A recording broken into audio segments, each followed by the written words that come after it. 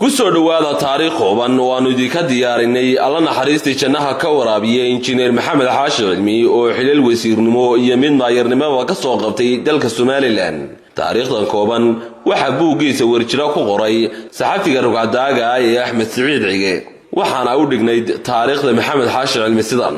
maxamed xaashi cilmi waxa uu sheegay inuu ku dhashay 1939 magaalada Jigjiga oo uu malcaamad quraadkiisii halkaas ka bilaabay.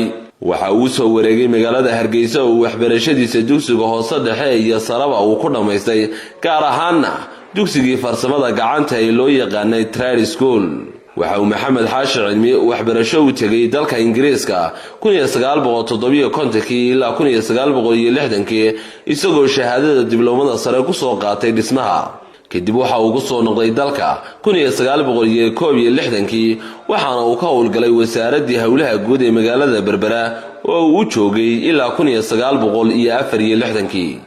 injineer maxamed xaashi cilmi kadib waxa uu waxbarasho u tagay jaamacadda Los Angeles ee dalka Mareykanka 1964 ilaa 1970 isagoo shahaadada civil engineering ku soo qaatay jaamacaddaasi.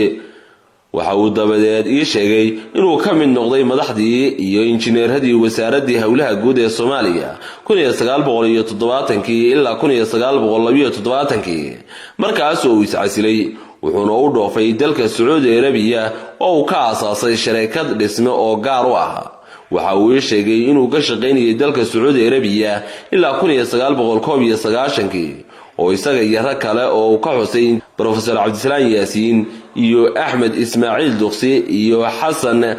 Aadan Wadaadiid iyo rag kale ay kaga dhawaaqeen magaalada London ururkii dhaqdhaqaaqii wadaniga Soomaaliyeed ee SNM 6 bishii Abriil 1981 kadibna ay tageen xarumihii jabhadaasi ee ku kala yaalay Itoobiya iyo gudihii dalka. injineer maxamed xaashi cilmi waxa uu soo noqday xogiyihii maaliyadda ee jabhadii SNM 1982 ilaa 1986 waxa uu tartamay jagada gudoomiyihii SNM ee shirweynihii Belegubadle ee 1990 laakiinse waxa shan cod kaga guuleystay Allah u naxariistay gudoomiye madaxweynihii ugu horeeyay ee Soomaaliland Cabdiraxmaan Axmed Cali Toor.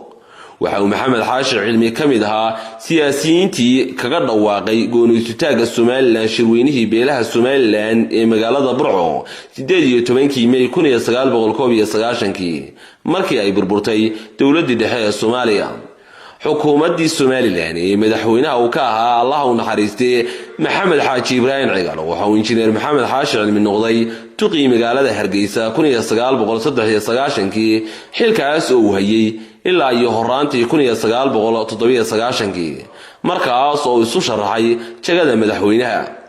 xukuumadii kale ee madaxweyne Daahir Yaale Kaahin wuxuu injineer maxamed xaashi cilmi ka soo noqday wasiirkii ganacsiga iyo warshadaha 2003 ilaa 2005. maxamed xaashi cilmi siyaasadda kama bixin ee markaasi ka bacdi 2007 waxa uu noqday gudoomiye ku-xigeenkii koowaad ee urur siyaasadeedka qaran ee muranka ka dhalisay sharcinimadiisu dalka maadaama dastuurka Soomaaliland uu dhigayo 3 xisbi oo kaliya inay ka jiraan dalka. xabsiga ayaa loo taxabay maxamed xaashi cilmi iyo saaxiibadiisii kale ee ay wada aasaaseen urur siyaasadeedka qaran bishii July 2007 isagoo xidhnaa muddo 4 bilood ahayd. muddo kadib waxaa sanadkii 2008 ay siyaasiyiintii urur siyaasadeedka qaran oo maxamed xaashi cilmi ka mid ahaa ay ku biireen xisbigii mucaaradka ahaa ee Kulmiye oo ay heshiis awood qaybsiga la galeen. markii uu ku guuleystay xisbigii Kulmiye hogaamintii talada Soomaaliland ee uu madaxweynaha noqday Axmed Maxamed Maxamuud Siilaanyo madaxweyne ku-xigeenka loo doortay Cabdiraxmaan Cabdilaahi Ismaaciil Saylici bishii June 2010 waxaa loo magacaabay injineer maxamed xaashi cilmi jagada wasiirka wasaaradda maaliyadda ee Soomaaliland taasuu hayay ilaa iyo 2012. injineer maxamed xaashi cilmi waxa uu taageeray musharaxiintii xisbiga Kulmiye ololihii doorashada madaxtooyada ee Soomaaliland ka qabsoontay 13 November 2017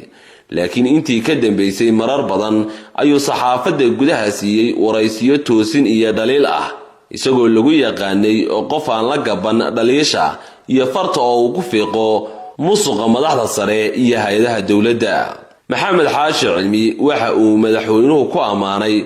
qorshihiisii iyo nashqadii uu sameeyay magaalada Hargeysa muddadii uu ahaa duqa Hargeysa 1993 ilaa 97 si gaar ah waxa loogu xasuustaa